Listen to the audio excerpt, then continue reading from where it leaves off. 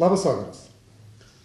Šiandien mūsų laida Atvira studija, jos vedantysis Vadimas Nurulinas ir mūsų laidos svečiai. Buvęs VRM darbuotojas, priešgaisrinės apsaugos departamento darbuotojas, taip, Vytautas Gasiūnas, dabartiniu metu pensininkas, ir jau žinomas mums darbo partijos atstovas, Jonavos tarybos narys Saulius Jakimavičius. Labas vakaras. Šiandien mūsų laidos tema, ar reikia mums eiti į rinkimus. Kalba eina apie mažą aktyvumą mūsų rinkėjų tuomet, kada vyksta rinkimai. Ar tai į vietinės tarybas, ar tai būna į Seimą. Rinkimai tai yra vienas iš demokratijos požymių, tačiau žmonės nenori šito kažkodėl tai naudotis ir pilnumoj nerealizuoja nei savęs, nei savo norų. Ir kamegi problema, dėl ko taip vyksta, mes šiandien ir pakalbėsim. Kokios priežastys? Prašom, Sauliau, kaip jūsų nuomonė, kodėl taip gaunas? Tai klausimas, nežinau, ar minėt, kad tai retorinis klausimas, ar tai iš tikrųjų galbūt klausimas, kurį būtų galima rasti atsakymų. Pilietinis neaktyvumas žmonių, galbūt nusivylimas, nenoras kažką tai keisti, kažką tai daryti. Dažnai man tenka bendrauti žmonėmis, sakysim paprastai, ir prieš rinkimus, ir po rinkimų klausiu, ar jūs balsavote? Ne, aš nebalsavau už nieką. Tai būna tiesiog kaip spjūvis į veidą. Aš kalbu ne dėl to, kad aš neįtikinau balsuotis už, sakysim, už mano komandą ar už mane, kad mūsų idėjos yra geriausios. Ne. Būtent dėl, kad žmogus už nieką iš viso nebalsavo ir taip jis savo valios neišreiškia. Galim pažiūrėti šiek tiek kitų aspektų.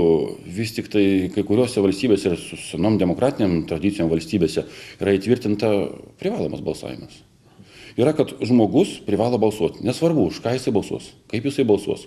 Jisai ateina ir išreiškia savo valią būtent rinkimų ar referendumo metu.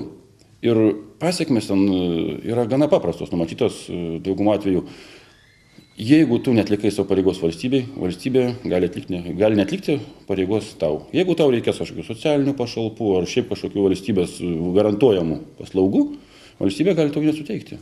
Pas mus irgi taip pat gaunasi. Jeigu žmonės neateina į rinkimus, jeigu jie neišrenka, tai išrinks kitas ir sakykime, taip kaip gavosi praeitą kadenciją, juk nieks nelaukia, kad, sakykime, Valinsko partija taip triuškinančiai ateis į Seimą ir visi tik tai pasijuokdavo iš jų, kad jiems nėra tokių didelių šansų, bet prašau, žmonės atėjo ir, aišku, paskui išyro, išbyrėjo tą partiją, bet faktiškai jie atėjo, nieks nelaukia, kad tai bus.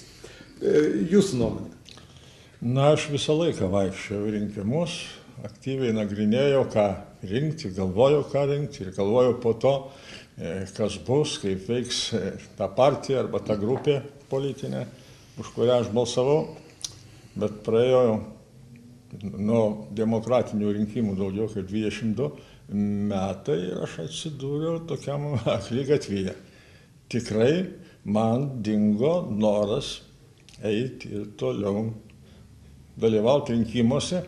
Ir čia jau gal reikėtų akmenuką mest ne į rinkėjų daržą, o į tų daržą, kuriuos rinkom ir kuriams patikėjom save atstovauti. Tai labai smagu, kad šiandien mes kalbam apie darbo partiją. Tai ruošdamas į šitai laidai aš pakėliau partijos programą, dar sykį ją perskaičiau. Programa mane tiesiog nudžiugino čia. Visos žmonių, rinkėjų, godos, norai, poreikiai yra aprašyti, į jos atsižvelgta. Programą vertinčiau kaip labai socialdemokratišką ir jeigu truputį su ironija, tai ši programa pranoksta Tomo Moro rašymą apie Utopijos salą ir Tomazo Kampanelos knygą Saulės miestas. Viskas čia yra. Va, turiu pasakyti, kilo net įtarimas, kad ko gero šitos partijos programą pasinaudojo net Jungtinių Amerikos valstijų prezidentas Barackas Obama, vis dabar intensyviai teikia kongresų pasiūlymus dėl sveikatos apsaugos pertvarkymo ir jos demokratizavimo ir priartinimo prie žmogaus ir prie žmogaus ypač nepasiturinčio. Tai aš taip suprantu, kad su tokia programa jūs balsuotumėt už darbo partiją. Taip. Tai programa tokia, kad čia už programas galima visų partijų balsuoti. Visa bėda, kad čia laidos, organizuojant laidą buvo kalbama, kad bus ir tvarkos ir teisingumo atstovas. Taip, negalėjo. Čia. Negalėjo taip, bet aš pakėliau ir tą programą. Jinai niekiek neblogesnė. Matosi ten liberalizmo įvytis kai kurios, bet niekiek neblogesnė irgi viskas aprašyta. Bet matot, programa viena, o kita darbai.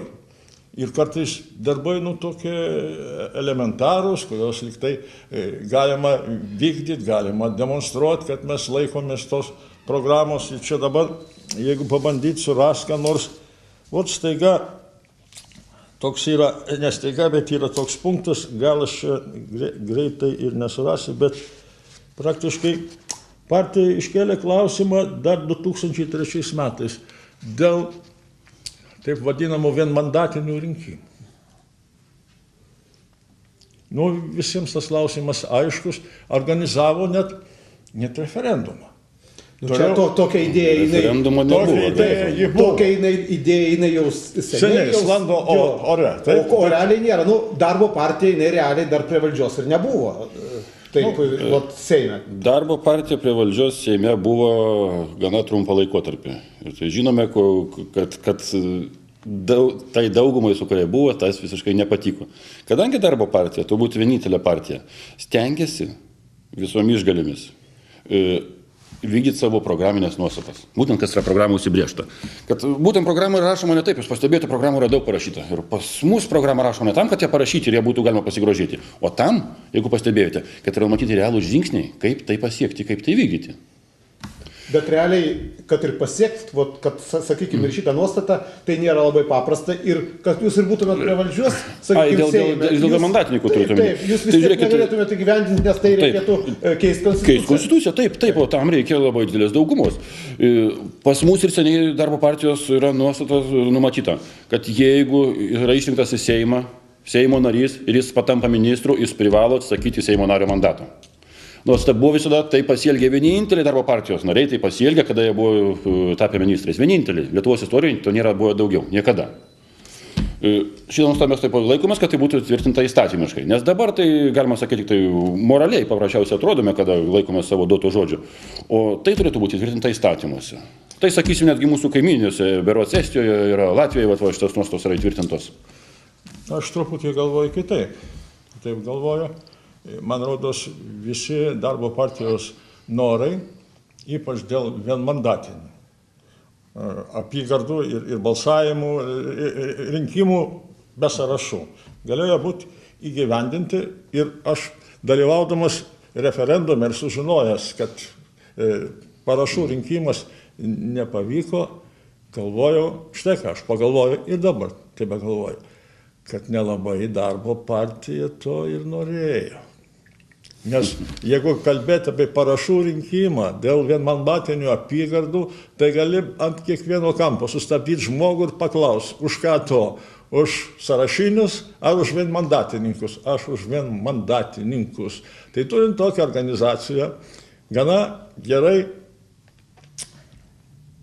gyvenančią materialiai, liktai dėl finansavimo ten problemų neižiūri, ko gero partija verčiasi materialiai neblogai, tą visą dalyką tikrai galima buvo padaryti.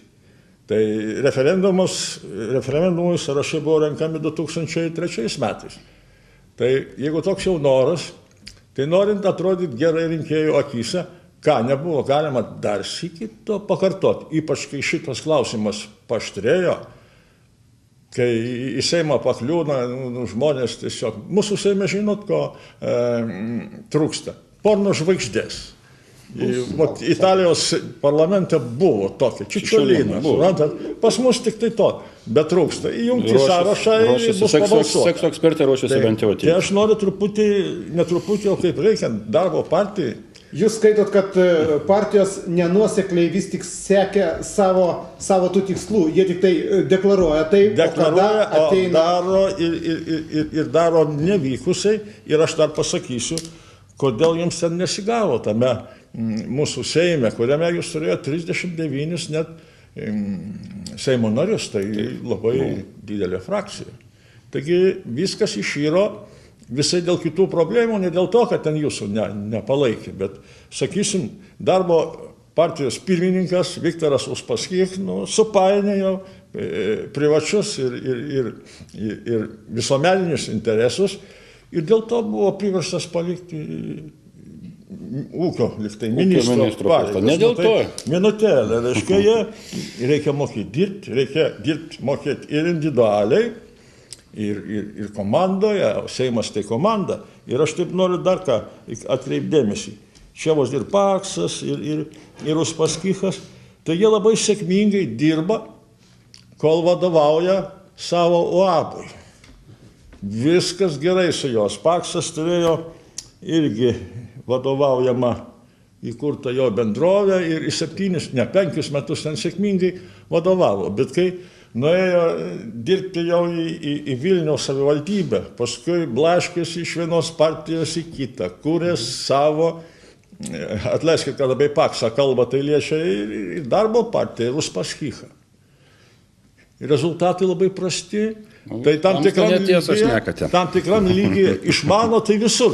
O kada reikia konkrečiai dirbti, nesigauna. Čia yra iš rinkėjų pozicijos. Žmogus kalba taip, kaip jisai mato. Kaip atrodo, subjektyvumas labai matymas iš tikrųjų. Siauras matymas man iš tikrųjų. Jums galbūt manytųsi, norėčiau manyti, kad vis tiek žmogus jūs esate išsilavinęs, dirbęs tikrai kaip, ne su technika, su žmonėmis bendravęs, turėtumėt matyti šiek tiek plačiau, reiškia, ne tik tai tą siaurą nuomonę, kuri mums yra įbrukama, kuri yra brukama žiniasklaidoje įbrukama, o čia tiek plačiau žinoti, kas yra iš tikrųjų. Jūs prieš tai tam staiga minėjote dėl partijos, kad partija turi finansavimą, kad jinai, reiškia, turi neblogai darbo partija, kad gyvena finansiniu atžvilgiu. Taip?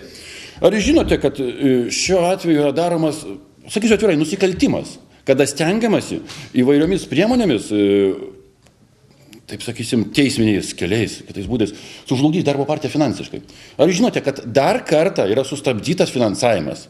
Priimti yra įstatymai, kad partija negali būti finansuojama kitaip, kaip tik iš valstybės biudžeto, o darbo partijai dar kartą sustabdytas yra finansavimas. Žinau. Tai jeigu žinote tokį dalyką, žiūrėkit, yra labai paprastas dalykas, labai normaliai galima tai padaryti. Bet kuriam versle, bet kurioje sistemoje galima tai padaryti. Šiek tiek pinigų nesumokėk už tai, kas yra padaryta, šiek tiek pareikalauk pinigų greičiau atiduoti. Ir viskas, žlunga sistema. Tu po mėnesio, po 2 gali duoti visus pinigus likusius, bus partija žlugusi. Tai yra siekimybė, dirbant nešvariais metodais, stengiantis sužlugdyti politinę jėgą. Tai nedemokratiška, pirmiausia. Jūs taip manot, bet aš nemanau, taip yra, tai yra faktas. Leiskit man jums paprieštarauti. Tai yra faktai. O mano prieštaravimas toks. Pirmas klausimas. Kodėl didžiulės problemos su teismo posėdžių lankomumu? Ir iš advokatų pusės, kurie atstovauja jums, ir iš tų žmonių, kurie yra patraukti į šitą procesą, kaip įtariamieji, kaip čia pasakyti tiksliai, juridiškai. Aš turiu pasakyti ir esu įsitikinęs ir manau, ir vedantysis ko gero sutiks, kad darbo partija vilkina tą procesą.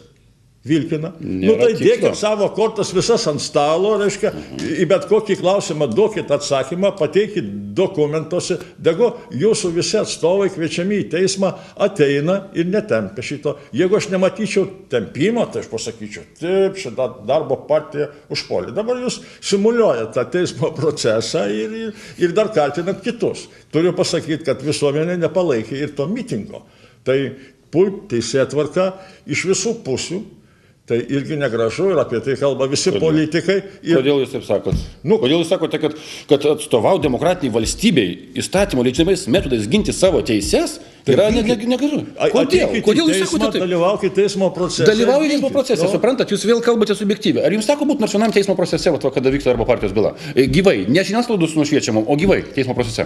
Jis yra atviras, galima į jį ateiti. Atsakau į klausimą. Jums neteko dalyvauti? Teko man dalyvauti savo teisminiuose procesuose. Aš neseniai užbaigiau penkius teismo, dalyvau iš eilės 5 teismo posėdžiuose, sprendžiant man aktualius klausimus. Turiu pasakyti ir iš pradžių nesulaukiau net iš teismo pusės teigiamų sprendimų, mano nuomonė teigiamų sprendimų, bet per 5 metus aš visus klausimus išsprendžiau taip, kaip galvojau, nes mano reikalavimai buvo... Jums pavyko tą įrodyti savo. Bet klausykit, aš į teismo posėdžius visą laiką ateidavau. Kada mane pakviesdavo, aš ten esu. Kaip sakant, aš neprašydavau, kad atidėkit nagrinėjimą. Teismo procesus mes nesigilinkim. Dabar jūs man atsakykite klausimą. Jūs šituo teismų ir to procesu, kuris dabar vyksta su darbo partija, jūs nusivylėt tą partiją. Aš taip supratau, kad iš pradžių, kada jūs kalbėjote apie programą, apie tai, kad partija, kaip jinai dirba ir kaip jinai deklaruoja savo ateitį, jūs su to pilnai sutinkat. Bet dabar, kas vyksta natūroje, kas vyksta dabar teismuose, jūs nusivylėt šitą partiją ir šitą valdžią. Aš noriu pasakyti štai ką. Kad man patinka partijos programa, bet tai tik popieriukas. O darbai, tai kažkaip tai atrodo nelabai kaip. Jeigu jūs aiškinat, kad jūs nevilkinant procesą, tai proceso vilkinimas prasidėjo, kada jūsų partijos pirmininkas pakėlė sparnus ir kur atsirado Maskvoje. Turiu pasakyti, kada buvo daug kalbų, grįž, negrįž, aš sakiau, kad jis grįž. Uspaskichas kitur gyventi jau nebegali. Rusijoje jam ten problematiškai. Jis pasikeitė truputį kitas mentalitetas. Kodėl jūs taip galvojate? Rusijoje yra daugiau problemų. Yra daugiau problemų kitų. Tai čia jūsų nuomonė. Gerai, judam toliau. Mes nukrypom. Bet kaip aš galiu vertinti, kad partija nori nuoširdžiai, kad jos klausimas būtų išnagrinėtas, kada partijos vedlys išbėga kitą valstybę. Aš dar kartą užduodu jums klausimą. Prašo politinio prieglobsčio. Ar jūs buvote nors vienam procesui, teismo, kada vykdė? Aš jūsų partijos procese nebuvau, bet aš kitose procesuose buvau. Mes nesigilinkim į teismo procesą, kadangi tai bus labai jau bus toks pokalbis nukrypsim. Jūs dabar tokia yra, politikai teigia, kad vis tik spauda, žiniasklaida nuteikia žmonės, rinkėjus ne taip, kaip turėtų būti. Ir neobjektyviai apšviečia tai, kadangi vyksta politinė kova, kadangi yra oponentai ir tai pasinaudojama spauda, būna ir užsakomi leidiniai ir taip toliau, straipsniai ir tokiu būdu, kaip šiuo atveju, sakykime, su darbo partija nušviečia taip, kaip nėra iš tikrųjų. Blogai ją nušviečia, aš nemanau, kad darbo partija turi tokią auditoriją. Uspaskichas yra pats maloniausias aktorius, atlikėjas, daugelį televizijos laidų, ką jūs man pasakojate, linksmai atrodo. Ką jūs galite Viską žiūrim paprasčiau. Yra labai senas posakis, kas pinigus moka, tas muziką užsako. Čia nuo to mes niekur nepabėgsime, nuo to niekur nepasidėsime. Jeigu kai kam nepatinka būtent darbo partijos ėjimas, ne tik tai, kad, kaip jūs minėjote, programa yra puikiai parašyta, bet mes visom išgalėmis stengiamės tą programą puikiai įgyvendinti, tai kas yra parašyta. Kai kam tai nepatinka. Kai kam, sakysiu, politiniams oponentams yra daug paprasčiau gyventi drumstam vandenį. Paprasčiau tai yra slėptis. Darbo partija turbūt yra vienintelė partija, kurios lyderiai, žmonės, vadovai, partijos nariai yra žmonės praktikai, kurie žino, kaip yra kūriamas produktas, kaip yra uždirbami pinigai ir kaip tai galima padaryti. Aš norėčiau, man kartais kaip rinkėjai kartais norėtųsi Lietuvą atiduoti į gero verslininko rankas.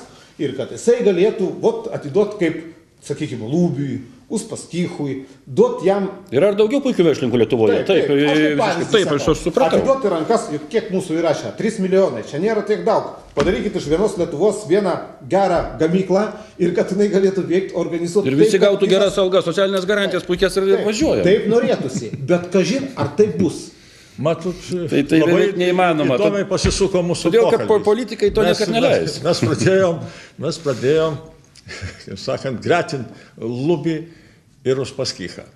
Tai, Aš apie kaip verslininkus kalbu apie ne, tai mato, dar verslas, mato, tai ir Onassis buvo geras verslininkas. Žinot, tą graikų milijonierių. Buvo puikus verslininkas, pats turtingiausias pasaulio žmogus, bet kitur jį paleidus kitur, kas darėsi. Negeri dalykai darėsi.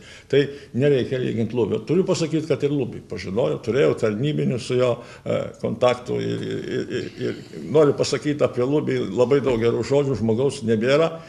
Aš visuomet sakydavau, kas, jeigu nelubys, ir dar sakydavau, kad visuomet žiūrėdavau Lubiui į burną, klausydavau, ką jis pasakys. Ir tikrai... Bet iš politikos jisai pabėgo vis. Jis pabėgo, todėl, kad jau tada susiformavo tokia situacija, reiškia.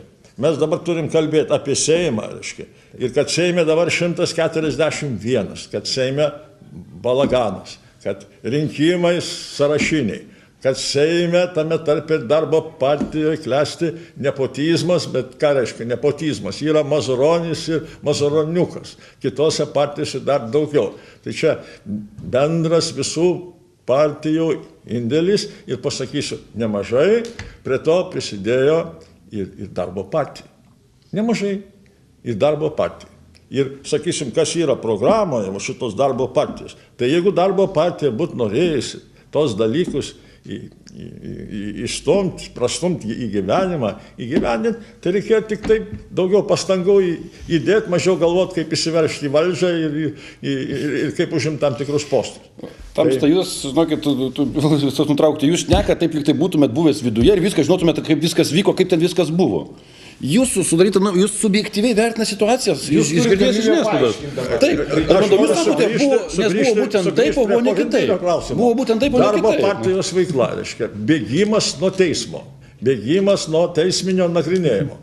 Jūsų įvertinkit, sakysim, Uspaskicho pabėgimą į Maskvą. Tai ką, buvo noras išnagrinėti tą visą bylą? Nebuvo, jis slėpėsi, tempė laiką. Dabar jau yra kaip yra. Čia jau dabar... Aš noriu pasakyti kaip rinkėjas. Aš daugiau, pamatęs šitos visus darbus tos partijos, nenoriu matyti tos partijos Seime. Mano tokia pozicija. Jūsų pozicija. O jo pozicija.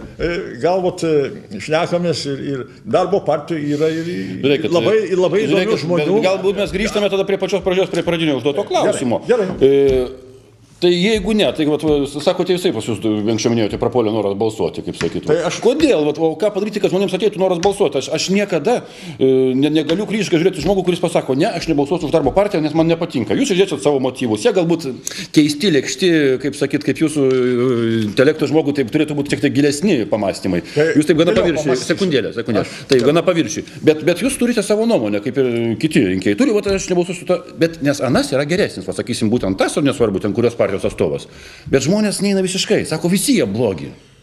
Va kaip šitą dalyką padaryti? Jūs įvertinkite, kas yra geras, kurie tie gerieji politiko bruožai, kad žmonės norėtų už juos balsuoti, eitų paprasčiausiai į rinkimus. Matot, kad gautume objektyvų rezultatą rinkimuose. Žmogų galima apgauti kartą, apmauti kitą, bet visą laiką, net paskutinį mulkinti, taigi negalima, vienas ateina tam galas ir jūs manot, kad čia jūsų partija yra blogiausia. Taip, jūs bandote taip įtikinti. Ir kiti, jūs bandote taip įtikinti. Aš manau, kad mūsų partija pati geriausia, ar taip yra iš tikrųjų? Aš nagrinėjau programas, stebiu visas partijas ir partinius ir rinkimų dar vyko kiek ten, keletas mėnesių. Ir aš neįsivaizduoju, ką aš dabar galiu palaikyti. Apie tai daug galvodamas ir turėdamas laiką apie tai pagalvoti. Ne kiekvienas turi dar laiko į viską įsigilinti. Ir aš atsidūriau po 20 metų, kad nėra ko balsuoti. Tai dar vienas dalykas, kad nėra ko balsuoti, tai ir partijų daugybė. Noriu pasakyti dar vieną dalyką, už ką reikėtų visoms partijoms kovoti. Kad nebūtų partijų ir partijėlių, žiūrėkit, kraštai, kurie tvarkosi labai normaliai, Jungtinės valstijos, dvipartinė sistema.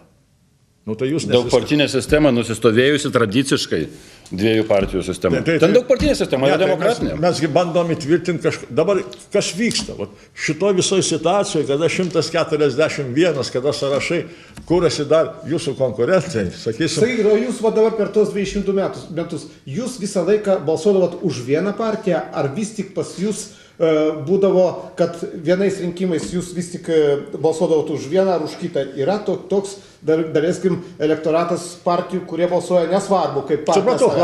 Supratau klausimą, aš iš karto atsakau. Matot, reikia kiekvienam susivokti, kas esi. Ir ko tu nori iš valstybės, ir kiek tau reikia valstybės paramos ir taip toliau. Tai aš esu socialdemokratinių pažiūrų žmogus. Tai tų socialdemokratinių partijų pas mus yra labai nemažai. Tai darbo partija, ir socialdemokratai, ir socialdemokratų sąjunga, ten Aksinavičiaus vadovaujama.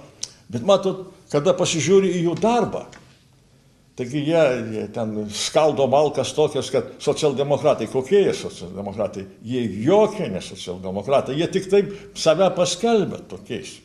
Socialdemokratai. Programose parašyta socialdemokratiniai principai socialdemokratų programoje galioja. Ten jie nerašo, kad remia stambųjį kapitalą, kaip sakysim, ten būtų.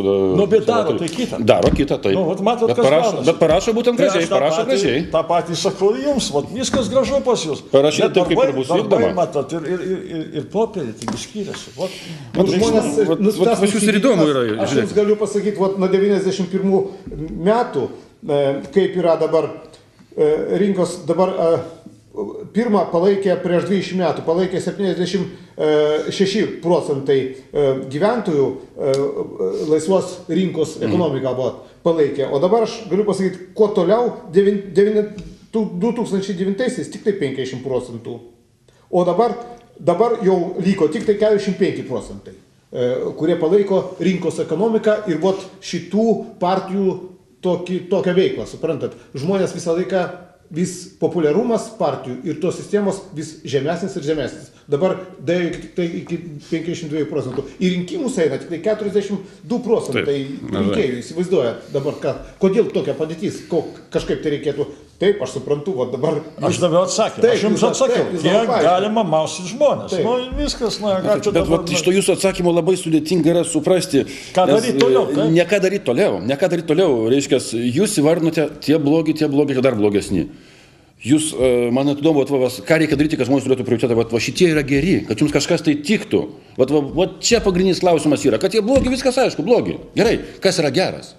Visus keikti, kad jie yra blogi, yra lengviausia. Pasiūlykit sprendimo būdą, kad būtų kažkas geras. Kodėl jis turi būti geras? Ką jis turi padaryti, kad būtų geras? Kad žmonės jo pasitikėtų. Ir kad jis tikrai būtų vertas to būti išrinktas į Seimą. Kaip toliau atstovas. Keikti paprasta. Pirma, turbūt, kad laiku atsistatydintų žmogus, jeigu jisai, tai čia būtų pirmas dalykas. Jūs mane bandot įtraukti į labai sunkius klausimus. Aš siūlyčiau paprastesnius sprendimus. Šitą orkestrą įsiderinusi reikia tvarkyti.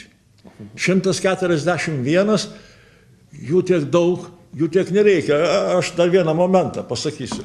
Neseniai nagrinėjau Seimo komisiją, berods korupcijos net buvo komisija, iš ją buvo išrinkti 17 žmonių, taip, pusė beveik nusimuilino ir klausimą išsprendė minimalus skaičius. Tai aš darau iš to išvadą, kad ten beveik pusė yra balastas, nereikalingi, trukdo dirbti ir kad spręs kokius nors klausimus, kad žinot, kas geras ir kad tas... Ten sąmoningai jie nusimuilino, tam, kad politiniai žaidimai. Mato, tai reiškia, pradėkim, nuo elementarių klausimų. Mes šitą galim iškelti, kaip čia pagerinti gyvenimą, kada jisai jau visai nusmuko, paimkim ir sutvarkykim tą dalyką. 100, 71, bet ne 141. Ir darykim kažką. Niekogi nepadarėm, kad truputį optimizuotą visą mechanizmą, tą orkestrą. Nu, ar čia esminis dalykas? Čia tikrai nėra esminis dalykas. Esminis. Ir jeigu jūs domėjotės, tai pažiūrėjote, kiek yra atstovaujama vienas, sakysim, Seimo narys, ar kiek rinkėjų atstovauja. Tai yra tikrai paimtas labai normalus Europos vidurkis. Pas mus nei daugiau, nei mažiau mes gana apie viduriuką reiškia laikomės. Būtų pas mus, sakysim, ten 300 Seimo narių. Taip suprantu, kad būtų per daug, jis per mažai dalį tautos atstovauja. Čia yra įsigalėjusių, sustovėjusių tradicijų. Galima, aišku, mažinti. Galima palikti, žinot, labai nesudėtingai Baltarusio Lukašenka vienas tvarkosi. Ir labai neblogai jums sekasi iš tikrųjų, taip, su sarkazmu, aišku, dalyką sakau. Bet būtent demokratijos yra kad daugiau žmonių turi atstovauti tautai. Ir kuo įvairesnių. Tik tai, kad jie turi būti sąmoningi, turi būti supratingi, kad jų tarpusavio rėtinos neužgoštų tikrųjų darbų. Kaip jūs atstovaujate tautai? Seimo narys, aš nekalbu apie jūs. Gal jūs ir labai gerai atstovausit, ir Jonavoje gerai atstovaujat, betgi visas atstovavimas Seimo nario. Kuo prasideda? Prasideda rinkimais ir baigėsi rinkimais. O toliau mes, žinot, kaip sakant, kaip Landsbergis kartais pasako, o mes spręsim taip, kaip norim, aš nenaudoju jo tokios frazės, truputį jinai tokia, gal ir necenzūriška, betgi nekreipiama į žmonės jokio dėmesio. Kas darosi su žmonėmis, darosi prasti dalykai. Tai mes visą laiką tie dalykai prastėja ir jūs sakote... Čia yra sistema, mes negalim kiekvieno atskirai, sakykime, mūsų... Ponas Sinkevičius yra mūsų atstovas Seime. Mes jo negalim kaltinti dėl kažko, tai kažkas tai yra nepadaryta. Jisai žmogus galbūt ir stengiasi ir nori pasiekti ir padaryti. Atstovauja mūsų, jisai galbūt ir neblogai, bet jis neturi tokių galimybių. Tokia sudaryta sistema. Tai vat yra pasiūlymas sistemą optimizuoti truputį ir padaryti taip, kad tų Seimo narių būtų mažiau, kad ten... Ir jūs manote, kad tai bus geriau? Žiūrėkite, dėl to tikrai galėčiau prieštarauti ir stipriai prieštarauti. Neimam, sakysim, Seimo, imam savivaldybės, reiškia, yra. Taip yra, kad vidutiniškai panašiai reikia, pagal mūsų mastų skaičiuojant, reiškia, maždaug apie 500 dabar ten gausias kvota, buvo 520 ar 530 balsų, turi prabalsuoti, kad išrinktų vieną savivaldybės tarybos narį. Ir čia net nėra svarbu, ar jisai, sakysim, ar jis komunistas, ar jisai ten priešingos pakraipos, kaip sakyt, partijos atstovas. Jis gavo 500 žmonių pasitikėjimą. Ir tie 500 žmonių pas jį turi ateiti ir kalbėti, sakyti, vat negerai, kas jo kompetencijai, vat gatvė duobėta, kaip galima spręsti reikalą, neapšviesta, čia kažkas nepadaryta, būtent kur savivaldybės tarybos nario kompetencijai. Taip? O jeigu išrinks 5000 žmonių, vat padarom kvotą, reiškia, kad 10 kartų padidinam, jisai visų šitų netgi nesugebės fiziškai išgirsti. Lygiai taip pat ir Seimo narys, jeigu dabar jis atstovauja, sakysim, 30-40 tūkstančių rinkėjų, vienas Seimo narys, o bus 100 000 rinkėjų. Jis negalės net fiziškai išklausyti jų prašymų, o jau ką kalbėti apie kažkokį tai padėjimą. Būtent, sudėliokime viską teisingai. Skaičiai, viskas turi būti svarstyklės atasvara. Nu, ką aš norėčiau pasakyti apie mūsų atstovavimo Seime, tai dabar į savo praktikus galiu pasakyti.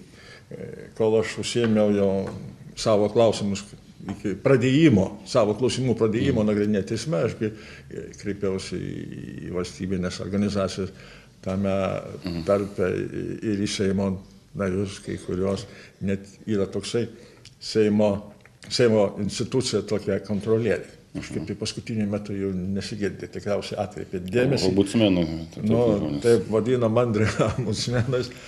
Tai aš labai konkrečiai išdėsčiau savo klausimą ir atsakymas buvo toks. Yra priimtas toks įstatymas ir mes veikiam pagal tą įstatymą formaliai. Taip, ir viskas to baigėsi. Tai kitais klausimais esu kalbėjęs su Seimo nariais, konkrečiai galiu paminėti atvejį tokį, kada istorija buvo aiškiai sudarkyta, kada, norėdami taip turbūt susireikšminti, padaro reikšmingų tą, kuris nėra toks reikšmingas ir yra kitas pasirinkimas ir ženkliai. Tai buvo padaryta praktiškai nelauktai, staigiai, apie tai buvo pranešta, kada jau lenta kabinama ant pastato, to žmogaus atminimui. Taip? Ir teko kontaktuoti su vienu Seimo nariu, ir istorikas, ir gydytojas Andriukaitis. Taip? Jis ką, atsipūtė, ką dabar darysim? Sako, viskas jau padaryta. Plėšti jau nebesigauna. Priskaldyta malku. Ir viskas. Tai aš nemanau, kad ten Seimo narys turi labai daug gyventojų problemų. Turiu pasakyti, kad visoms institucijoms blogai dirbant, tos visos problemos yra nustumtos į teismus. Čia kita problema, čia ištisą pokalbį galima organizuoti šitą temą. Labai plačiai siekit, jeigu rinkimus teisinė su struktūra, tai sudėtinga būtų kažką tai daryti. Paklausykit, kas gaunasi, paskutinis įvykis su tais FNTT pareigūnais. Nu, jie buvo politiškai nustumti. Iš savo darbo vietos. Ir aiškina jiems, o jūs galite atgal sugrįžti, tik tai nagrinėdami tos dalykus teismuose. Viskas stumime į teismus. Visos tos valdiškos organizacijos, kai kurios visai nenori dirbti. O taip yra paprasčiau. Viską nustumti teismui, tada teismas... tada atsakomybę nuo savęs gali nuimti ir tada gali nespręsti. Taip. Teisingai jūs sakot, tai čia buvo, kad nuimti, tai buvo politinis sprendimas, o kad atstatyti jau čia teismas. Taip. Tai imkim kitą teisinio nihilizmo pavyzdį Lietuvoje, turbūt didžiausia, sakysim, ta Garliavos istorija, kuri vyksta. Teismas priima sprendimą, nusispjaut atsiprašant. Prezidentė pasako, aš manau, kad teismo sprendimas vykdomas, nors jis nėra vykdomas. Tai yra konstitucijos garantas. Ir būtent tokiu būdu, manau, tai yra geriausias turbūt pavyzdys, kaip Lietuvoje siūloma tiesiog nesilaikyti teismo sprendimų. Tiesiog siūloma, taip. Va žiūrėkit, mes surinksim parašus, kažkas atsitinka, kažką nuteisė, renkam parašus, stojam mitinguojam ir teismo sprendimą mes galim nevykdyti. Tai pas mus yra siūloma daryti šitą teisinę sistemą. Nu tai, matot, bet šita nuodėmė tai pas visus. Vat paklausykit. Kokia nuodėmė pas visus? Vat, kad reiškia negerbėm teismo sprendimą. Kodėl negerbėm teismo sprendimą? Nu, paklausykit. Dabar aš užsidedu akinius ir pabandysiu surasti čia pavyzdį, kuris nevisliečia. Taip? Bet to jaus pabandysiu. Čia va. O, Rolandas Paksas. Taip? Va, irgi partijos lyderis. Irgi kovoja už teisybę. Bet dabar, štai ką čia jisai rašo apie save. Va. 2003 metais sausio 5 dieną Rolandas Paksas išrinktas Lietuvos Respublikos prezidentu. Ir iki 2004 balandžio 6 ėjo Lietuvos Respublikos prezidento pareigas, iš kurių įvykus politiniam sąmokslui buvo nušalintas neteisėtų būdu. Tai vat partijos lyderis vat kalba tokius dalykus. Nu, aš nemanyčiau, kad jį nušalino neteisėtų būdu. Ko gero, būdas teisėtas. Bet ką jis kalba? Pripažino Europos žmogaus teisių teismas, kad jam po to pritaikytos sankcijos, tai yra dėl negalėjimo kandidatuoti, buvo neteisingos. Ką dabar... Nu, per griežtai. Tai per griežtai, taip. Aš irgi nesiemu komentuoti teisėtumą, bet teisėtai. Taip mums parašyta konstitucija, reiškia, taip viskas įvyko, taip ir buvo. Viskas suvelta. Mes taip viską suvėlėm. Matot, jūs tokius žodžius surandate, o kada pats subjektyviai vertinate, tai išgirdote žiniasklaidos priemonės, vertina būtent taip ar kitaip, ir įsitikinęs tai, kad taip yra, vertinate. Aš ne pagal žiniasklaidos, aš paėmiau tekstą iš žiniasklaidos, o iš Pakso. Taip, jūs iš čia, bet aš turiu minėti prieš tai, kada jūs vertinate kai kurios procesus darbo partijų, kad žiniasklaida parašė taip, tai yra šventa teisybė, kitaip negali būti. Reiškia, čia jūs netikite, o čia tikite. Tai čia labai skirtingi dalykai yra. Ne, tai aš nenoriu taip iš karto sutikti su jumis. Nuvilkinat jūs tą procesą. Nuvilkinat.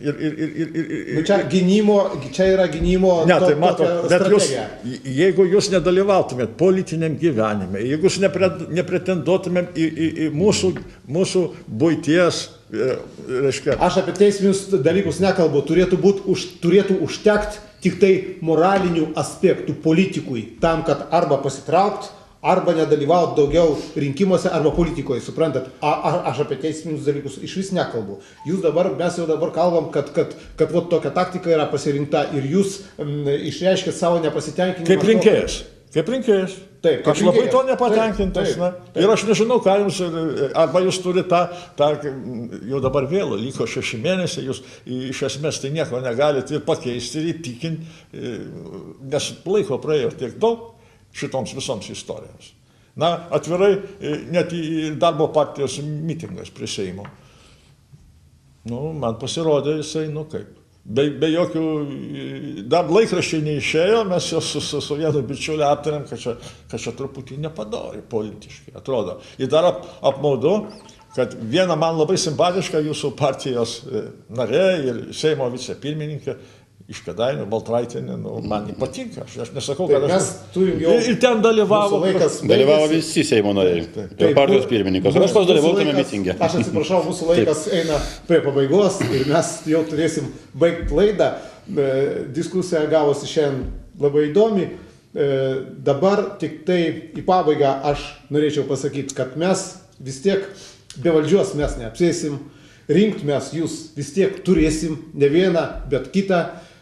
Tačiau mes norim, kad ir jeigu mes jau deleguojam jūs į Seimą ir jūs rinkėjas norėtų, kad jūs ten dirbtumėt taip, kad mums būtų šitoj šaly gyvent, dirbt, mokytis gerai, patogiai ir kad mes, ir pensininkai, ir jaunimas, kuris bėga dabar iš Lietuvos, kad čia turėtų jaustis gerai, šiltai ir patogiai.